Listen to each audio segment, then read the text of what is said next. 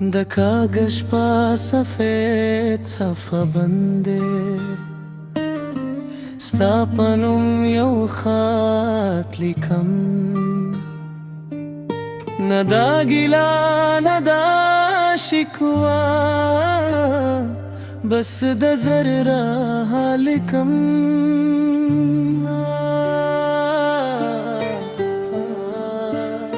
د هر لفظ په مخ کې یو پرانا در پروت دی، د هر جملې په شاته یو خاموش یاد پروت دی.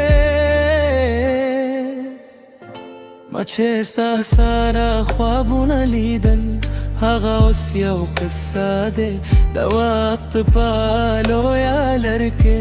هر خوږې لمحه لر شو زما جنن،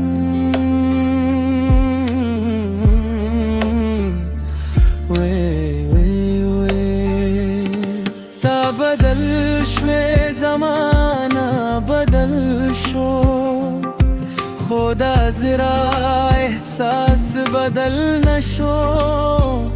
د مینې هغه رنګ په خاموشۍ کې اوس هم پټ دی. زه د خط په آخري صفحه کې یو خط نه لیکم چې که کله ته یې ولې نو پوهه به شې چې یو کس ته په غصه نه په مینه یاد کوي. کله کله انسان لر شي خو هغه په زړه کې هم وساته وي.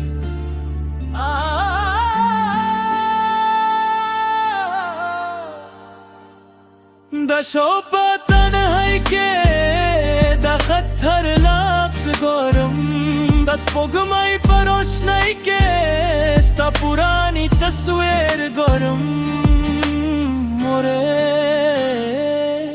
د هوا په نرم سپرلو کې ستا غږ مې یاد شي، د زړه په هر دروازه ستا د مینې نشان شي. مانا وارل چې ته واپس شې، مانا وارل چې ته بدل شې، بس یو ور مې غواړل چې پوه شې زړه مې ساوي یا قربان. د آخري خط په ماتو لفظو یو دنیا پرزاده، د خاموش انسان په زړه کې یو لویه قصه زنده ده. د خط په آخري صفحه کې یو دعا پرېږدم ستا لپاره چې زندګي دې خوشحاله اوسئ که زه منه یم په دنیا کې.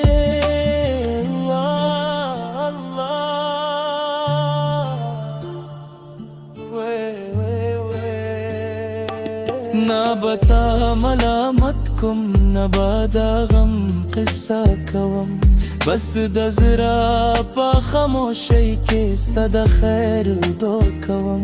خلا لر چې یو وخت سبوکي و اوس پکې اوازه یم، د یادونو په کتاب کې یو پرانا باب یم. بے وفا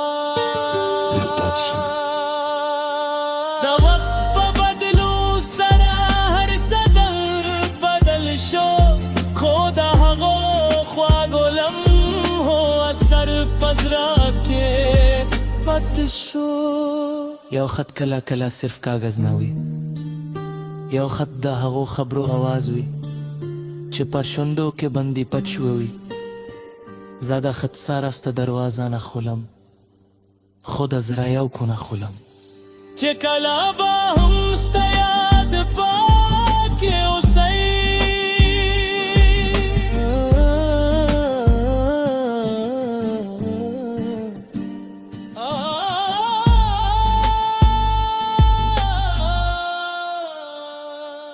دارو باب په هر تار کې زما خاموش فریاد دی، د والل په هر सुर के दागो रोज़ोनो याद दे मोरे या कुर्बान का दुनिया में हेरा क्रीनो गिला बा में नवी زما پازرا کستا قصات رخری صاحب زنداوی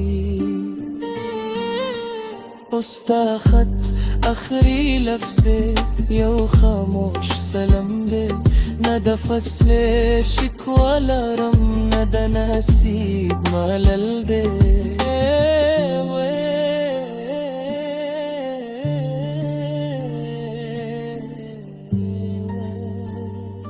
زما د زړه کیسه یې د زما د یاد کتاب یې د آخري خط په صفحه کې بس تا نوم لیکل دی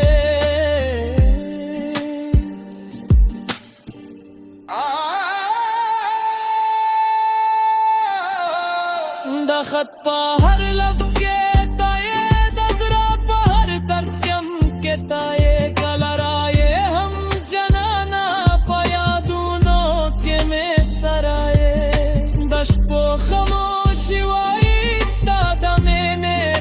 سوای د وخت په لویا دریا کې یو احساس پاتې ده نه مې ګیلاس د سراشته نه مې شکوا د زمانه بس یو خط مې پر خدا د زړه د خاموش فریانه کته یې بوله یو ور په هوا شه د مینې حال چې یو انسان لري شي خو نه لرزي